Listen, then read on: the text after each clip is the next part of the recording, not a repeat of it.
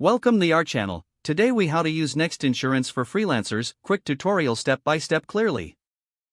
Visit the Next Insurance website. Create your account by clicking on the Get a Quote button. Select your industry from the drop-down menu. Provide information about your business, including the services you offer. Enter your personal details, including your name, email, and phone number. Choose the coverage type that fits your freelance needs. Review the options available for each type of coverage. Select the coverage limits you prefer. If applicable, add any additional coverage options you may need. Review the total costs for your selected coverage. Provide any necessary payment information to proceed. Once everything is confirmed, submit your application. You will receive a confirmation email with your policy details. Access your policy documents on your Next Insurance account dashboard.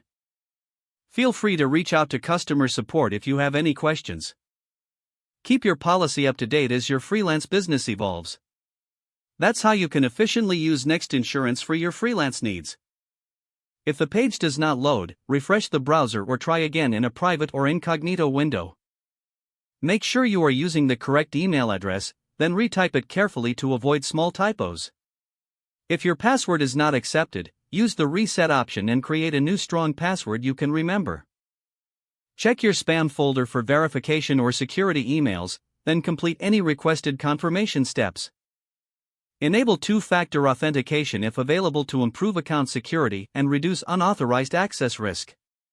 After signing in, review your profile details so your contact information and settings are accurate and current. If you see an error message, note it down and try again after restarting your device and internet connection. Log out when you finish, especially on shared devices, to keep your account and payment information secure.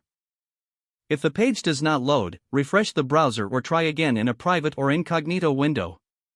Make sure you are using the correct email address, then retype it carefully to avoid small typos. If your password is not accepted, use the reset option and create a new strong password you can remember. Don't forget to like this video and subscribe to our channel for more step-by-step tech guides.